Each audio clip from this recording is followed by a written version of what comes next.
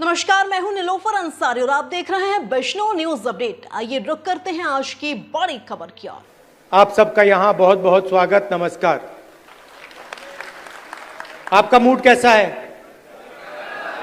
ठीक है, तो आज मैं आपको दो तीन चीजें कहना चाहता हूं। सबसे पहले, विचारधारा की लड़ाई चल रही है। एक तरफ कांग्रेस पार्टी है, हमारा कॉन्स्टिट्यूशन है, और दूसरी तरफ बीजेपी और आरएसएस जो इसको मानती नहीं है और इसको खत्म करना चाहती है। हिंदुस्तान की सारी संस्थाओं को, इंस्टीट्यूशंस को उन्होंने पकड़ लिया है। हर संस्था में उन्होंने अपने लोग डाले हैं और देश को आस्ते आस्ते देश का वो गला घोट रहे हैं।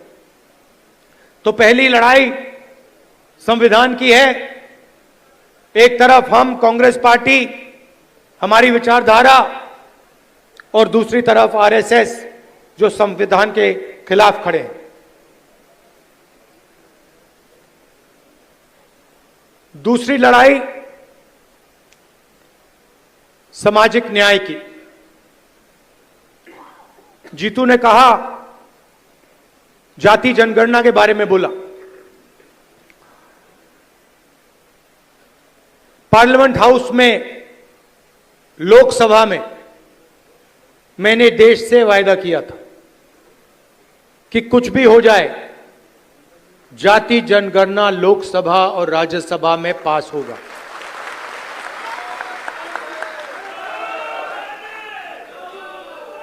ये बीजेपी आरएसएस वालों को अब मैं अच्छी तरह जानता हूं।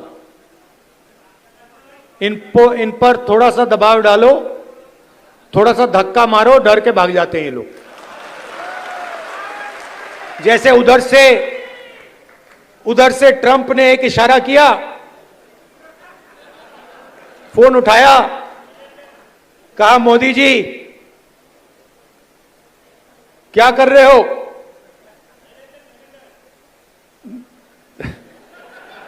नरेंद्र सरेंडर, और जी हजूर करके नरेंद्र मोदी जी ने ट्रंप के इशारे का पालन किया। आपको एक समय याद होगा जब फोन कॉल नहीं आया था, 7th फ्लीट आई थी, 71 की लड़ाई में 7th फ्लीट आई थी, हथियार आए थे, एयरक्राफ्ट कैरियर आया था। इंदिरा गांधी जी ने कहा, मुझे कुछ जो करना है मैं करूंगी।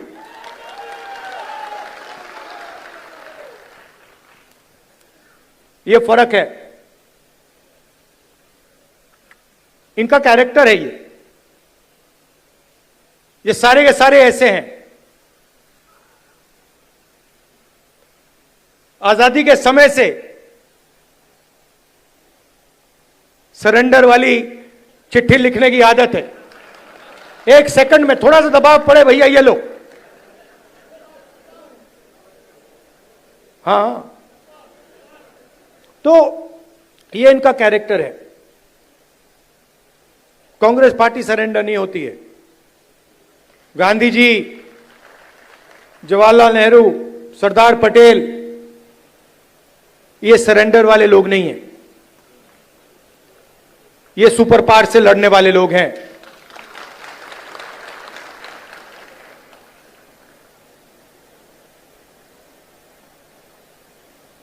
तो जाति जनगणना की बात मैंने कहा, देखिए आपको जो करना है करो। हम सामाजिक न्याय की लड़ाई लड़ेंगे और जाति जनगणना को हम लोकसभा में पास करेंगे। मोदी जी पहले कहते थे कोई जात नहीं है, फिर सिर्फ 4 जात हैं। चुनाव के समय वो ओबीसी बन जाते हैं। गडकरी जी ने कहा, मोहन भगवत ने बयान दिए,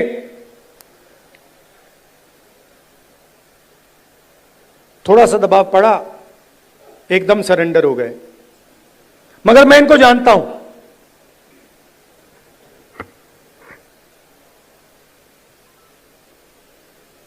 जैसे इन्होंने महिला आरक्षण का काम किया था, वो 10 साल बाद वाला, यहां भी वही कोशिश है इनकी। ये करना नहीं चाहते हैं, ये दबाव में आकर बोल गए हैं, मगर ये करना नहीं चाहते हैं, क्योंकि ये इस देश में न्याय नहीं चाहते हैं। ये अंबानी अदानी वाला देश चाहते हैं, अरबपतियों वाला देश चाहते हैं, सामाजिक न्याय वाला देश नहीं चाहते हैं। मैं आपको तेलंगाना की बात करना चाहता हूं। 2 मॉडल हैं जाति जनगणना के, एक तेलंगाना का मॉडल और दूसरा बीजेपी का बिहार का मॉडल, और जो उनकी सोच का मॉडल है। तेलंगाना में जाति जनगणना कैसे हुआ मैं आपको बताना चाहता हूं। बिहार में बंद कमरे में सवाल चुने गए, ब्यूरोक्रेट्स ने सवाल चुने, बिना किसी से पूछे, बिना जनता से बातचीत किए, बिना दलितों से पूछे, बिना पिछड़ों से पूछे, बिना अति पिछड़ों से पूछे, बिना जनरल कास्ट से पूछे, बिना माइनॉरिटी से पूछे, बंद कमरे में 3-4 सवाल लिखे, जाति जनगणना कर दिया। तेलंगाना में हमने लाखों लोगों से सवाल पूछा, दलितों के संगठनों से, आदिवासी के संगठनों से, उनके नेताओं से, और हमने उनसे पूछा कि देखिए, हम जाति जनगणना करने जा रहे हैं, सर्वे करने जा रहे हैं, आप इस सर्वे में कौन से सवाल चाहते हो। 3.5 लाख लोगों ने हमारी प्रोसेस में एक साथ मिलकर सवाल निकाले, और उसके बाद बिहार में सेल्फ रिपोर्टिंग था। अगर आप बोलना चाहते हो तो बोलो, नहीं बोलना चाहते हो तो नहीं बोलो। तेलंगाना में हर व्यक्ति, हर परिवार के घर में सरकार के ऑफिसर्स गए और उन्होंने उनसे सवाल पूछे। नतीजा मैं आपको बताना चाहता हूं। जाति जनगणना में क्या पता लगा। तेलंगाना का जो कॉर्पोरेट स्ट्रक्चर है, प्राइवेट सेक्टर है, आप हैरान हो जाओगे। तेलंगाना का जो प्राइवेट स्ट्रक्चर है, प्राइवेट सेक्टर है, सीईओज, सीनियर मैनेजमेंट, कंपनी के मालिक, इन सब की लिस्ट में आपको एक दलित, एक आदिवासी, एक पिछड़ा वर्ग का व्यक्ति नहीं मिलेगा। यह सच्चाई है। तेलंगाना में जो भी कॉन्ट्रैक्ट सरकार देती है, सारे के सारे कॉन्ट्रैक्ट्स 5% लोगों को मिलते हैं। उसमें ना कोई दलित है, ना कोई आदिवासी है, ना कोई पिछड़े वर्ग का व्यक्ति है। यह सच्चाई है। हम कहते हैं हम सुपर पावर बनना चाहते हैं। दलितों की आबादी 15%, पिछड़ों की आबादी कम से कम 55%, आदिवासियों की आबादी 9%, माइनॉरिटीज 15%, सब जोड़ लो 90% बनता है। इनकी भागीदारी नहीं है। और वही चुने हुए अमीर लोगों को सारा का सारा दिया जाता है। उसी लिस्ट में कॉर्पोरेट सेक्टर की लिस्ट निकालो, बड़े बड़े ब्यूरोक्रेट्स की लिस्ट निकालो, उसमें आपको गरीब जनरल कास्ट का भी कोई नहीं मिलेगा। यह सच्चाई है। मजदूरों की लिस्ट निकालो, उबर ड्राइवर्स की लिस्ट निकालो, जो खाना डिलीवर करते हैं उनकी लिस्ट निकालो, और उसमें आपको पिछड़ा वर्ग, दलित, आदिवासी सब मिलेंगे। दो हिंदुस्तान बन रहे हैं, एक 90% का और दूसरा चुने हुए लोगों का 5-7% का। बड़ी बड़ी बातें होती है सुपर पावर बनेंगे, ऐसे कोई सुपर पावर नहीं बनता है। जब तक हम हर हिंदुस्तानी की शक्ति का नहीं प्रयोग करेंगे तो ये देश सुपर पावर छोड़ो आगे नहीं जा सकता है। यह सच्चाई है। जो भी सपने देखने देख लो, कभी नहीं हो सकता। हिंदुस्तान जब ही आगे बढ़ता है जब इस देश की पूरी शक्ति का प्रयोग होता है, जब सब लोगों को लगता है कि हमारी भी भागीदारी है, हमारा भी भविष्य है, हम भी आगे जा सकते हैं। आप मीडिया देखो, पूरी लिस्ट निकाली मैंने, मालिकों की लिस्ट, रिपोर्टर्स की लिस्ट, एंकर्स की लिस्ट। मुझे दलित एंकर का नाम बता दो, मुझे पिछड़े वर्ग के एंकर का नाम बता दो, मुझे आदिवासी एंकर का नाम बता दो, नेशनल मीडिया में बता दो कौन है, मुझे बता दो। जुडिशियल सिस्टम में जाओ, वहां आपको 90% नहीं मिलेंगे। मीडिया में आपको अंबानी जी की शादी दिख जाएगी, डांस गाना दिखेगा, मगर किसान भूखा मर जाए, मजदूर मर जाए, कभी नहीं दिखाई देगा। और पूरा का पूरा धन 2-3 लोगों के हाथ में जा रहा है। डिफेंस की इंडस्ट्री देखो, वहां आपको अदानी दिखेगा। छत्तीसगढ़ में माइनिंग देखो, वहां आपको अदानी मिलेगा। अदानी की सड़कों पे चलो, इंफ्रास्ट्रक्चर भी उसका, सीमेंट भी उसका, और कोई है ही नहीं। मतलब इन 2-3 लोगों को छोड़कर ऐसा लगता है कि इस देश में कोई बिजनेस वाला रहा ही नहीं। उधर अमेरिका में केस लगा हुआ है अदानी के खिलाफ, मगर हिंदुस्तान में जो भी ये करना चाहता है कर सकता है। क्यों? नरेंद्र मोदी का दोस्त है।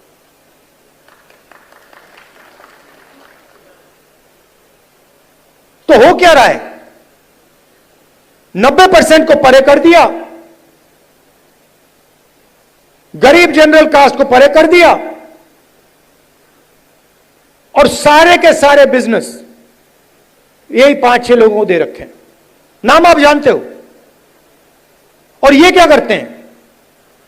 आप मुझे बताओ, अदानी बनाता क्या है? अदानी पूरा का पूरा चाइना का माल हिंदुस्तान में बेचता है।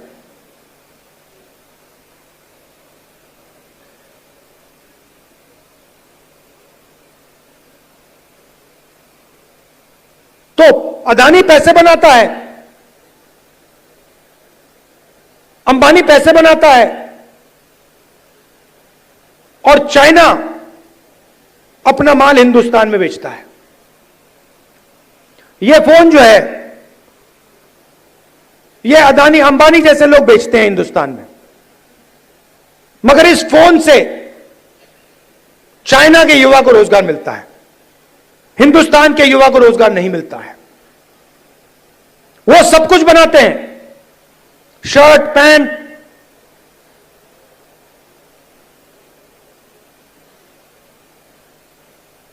मोबाइल फोन, सोलर पैनल, और यहां पे बेरोजगारी फैलती जा रही है, फैलती जा रही है।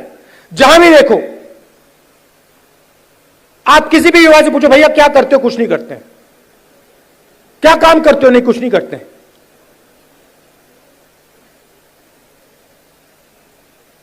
यह हिंदुस्तान की सच्चाई है और इससे छुपा नहीं जा सकता, चाहे मीडिया कुछ भी कहे। देश की सच्चाई है कि इस देश के युवाओं को रोजगार नहीं मिल सकता और इस देश के युवाओं का कोई भविष्य नहीं है। अगर आपको बिजनेस चलाना है हिंदुस्तान में, या आपका नाम अदानी हो या अंबानी हो, नहीं तो आपके लिए डिमोनेटाइजेशन, गलत जीएसटी,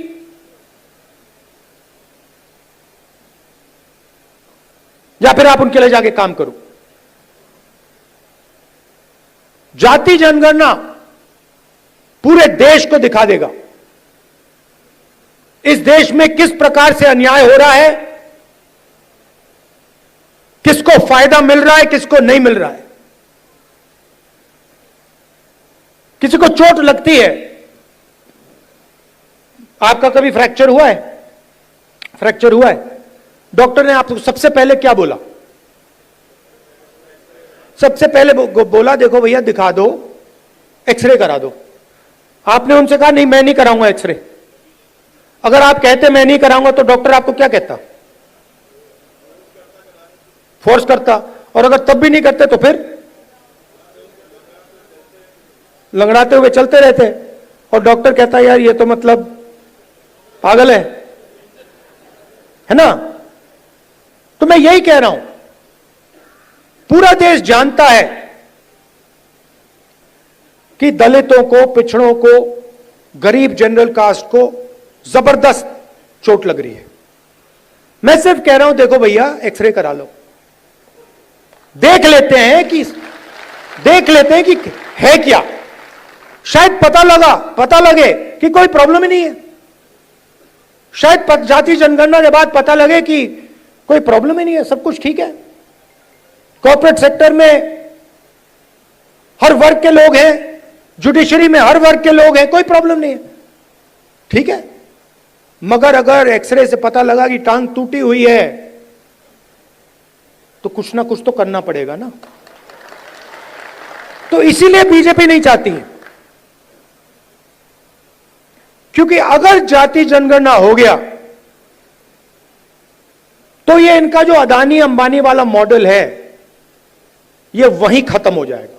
क्योंकि देश को पता लग जाएगा कि 90% को कोई फायदा नहीं हो रहा है, ये 5-10% को सारा का सारा हिंदुस्तान का धन जा रहा है और जनता अपने आप खड़े होकर उसको रोक देगी।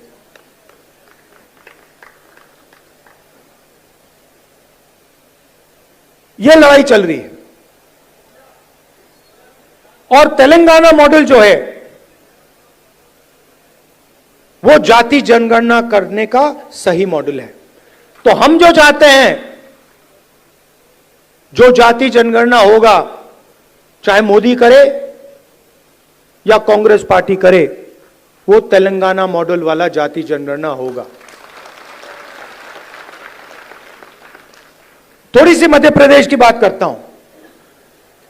देखिए,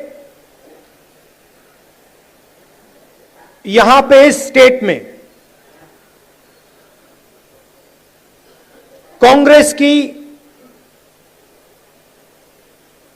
जो विचारधारा है,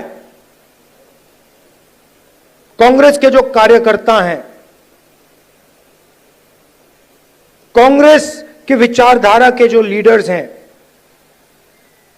उनकी कोई कमी नहीं है। यह भरा पड़ा हुआ है। इसी कमरे में बीजेपी को हराने का टैलेंट बैठा हुआ है।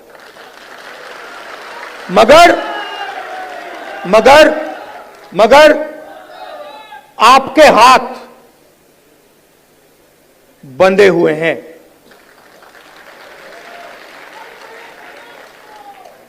बंधे क्यों हैं?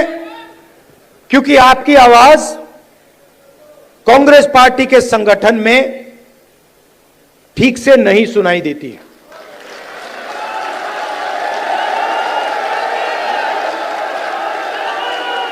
ये हमारी सेना है, ये लड़ने के लिए तैयार है, ये मरने के लिए तैयार है। बीच में 2-3 लोग उल्टे सीधे बयान देते रहते हैं।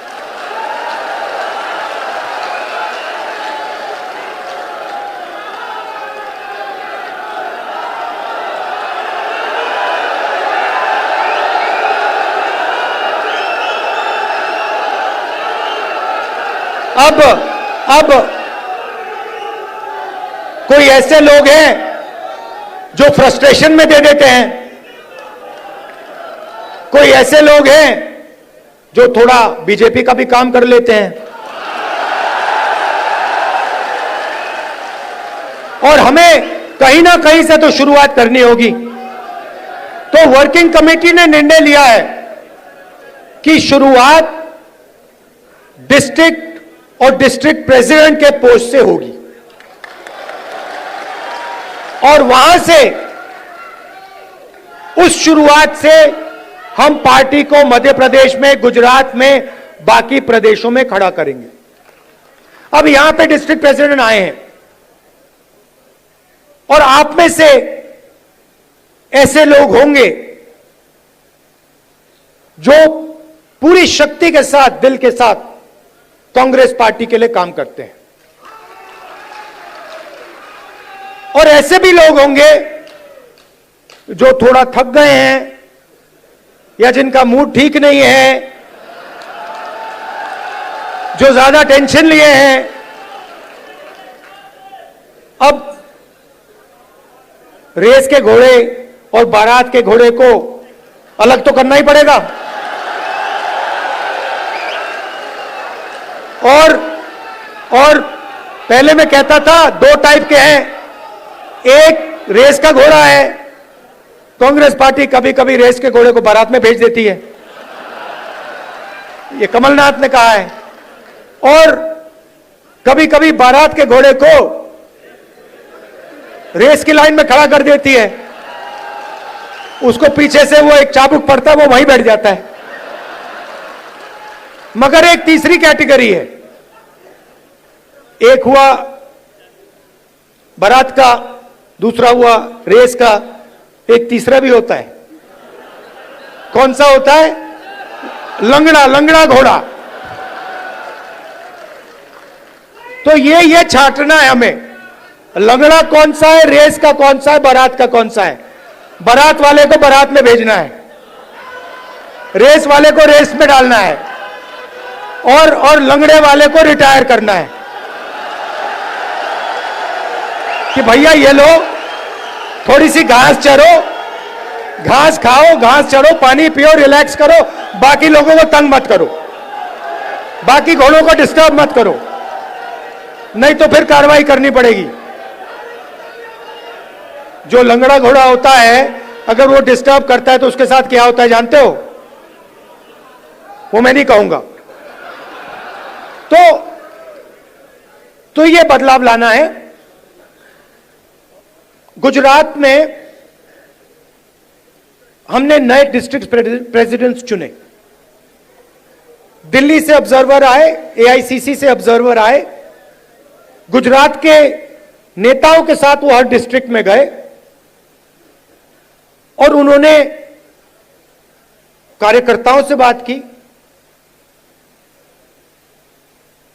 लोगों से बात की, नेताओं से बात की, जिनको कांग्रेस पार्टी में सीनियर लीडर कहा जाता है, उनसे भी बात की, और नाम चुनकर उन्होंने दिल्ली भेजे। मैं 2 लिस्ट देख रहा था, पुराने डिस्ट्रिक्ट प्रेसिडेंट्स, और मैं ये नहीं कह रहा हूं कि उसमें अच्छे लोग नहीं थे, और उनको फिर से डिस्ट्रिक्ट प्रेसिडेंट बनाया जा सकता है। तो हम किसी को कैंसिल नहीं कर रहे हैं। अगर आप अच्छा काम कर रहे हो, जो यहां डिस्ट्रिक्ट प्रेसिडेंट बैठे हैं, अगर आप अच्छा काम कर रहे हो, आपको कोई घबराने की जरूरत नहीं। मैंने वो 2 लिस्ट देखी, जमीन आसमान का फर्क है। एक लिस्ट कहना नहीं चाहिए, मगर सीनियर नेता के असिस्टेंट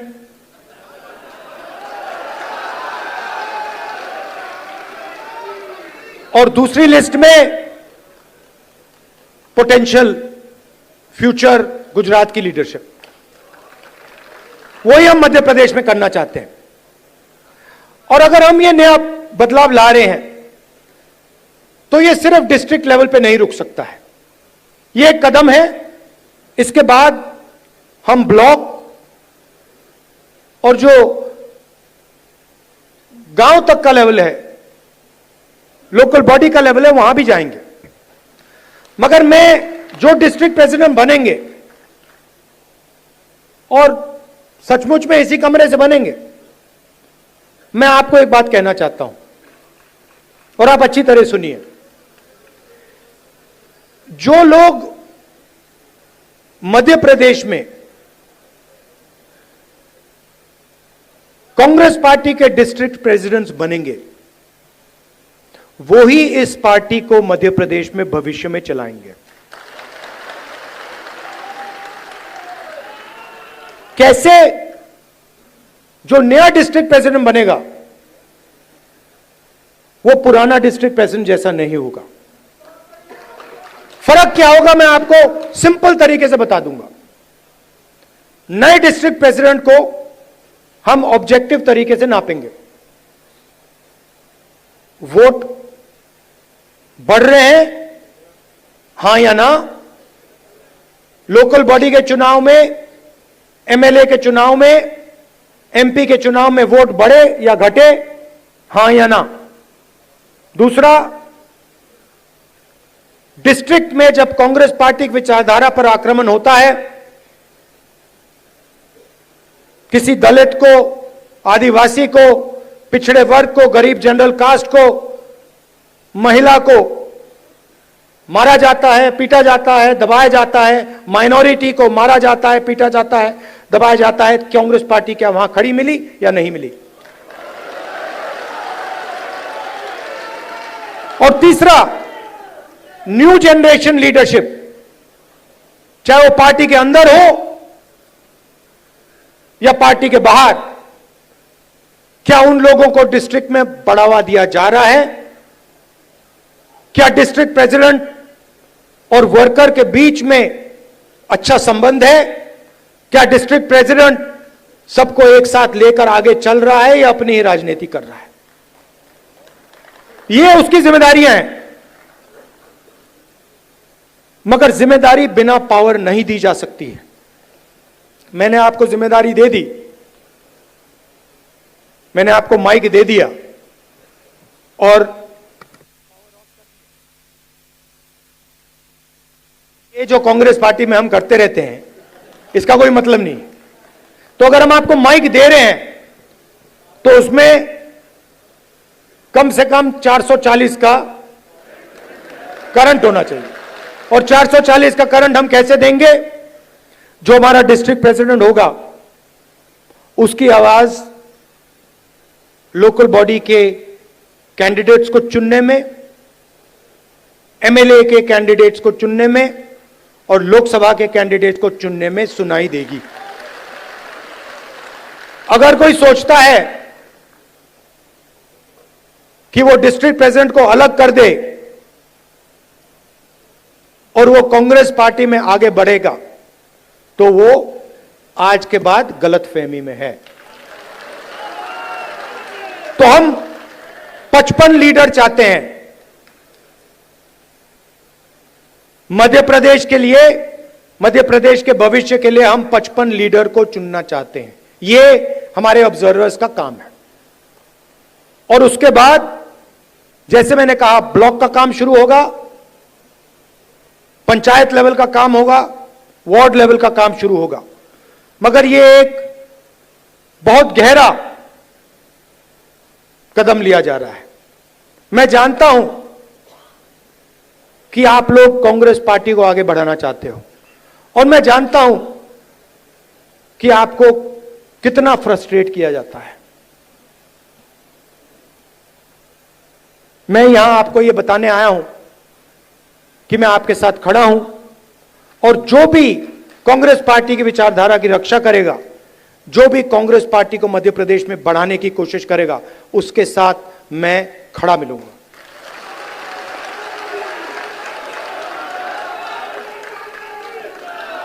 मध्य प्रदेश में कांग्रेस पार्टी की कोई कमी नहीं है। मैं आपको बता रहा हूं, आप मानो ना मानो, मैं आपको बता रहा हूं, जिस दिन आपने मन बना लिया, सिर्फ इस कमरे ने और किसी ने नहीं, जिस दिन इस कमरे में 20% लोगों ने मन बना लिया कि यार बीजेपी को उधेड़ के फेंकना है, उस दिन बीजेपी का आप परे कर दोगे। मेरी जितनी भी जरूरत होगी, जहां भी आप मुझे ले जाना चाहते हो, आप मुझे बुलाओ, मैं हाजिर हो जाऊंगा। आप सबका दिल से बहुत बहुत धन्यवाद। फिलहाल के लिए इतना ही। बिजनौर की हर खबर सबसे पहले देखने के लिए जुड़िए हमारे चैनल बिजनौर न्यूज अपडेट से, और हां, चैनल को लाइक व सब्सक्राइब करना ना भूलें। नमस्कार।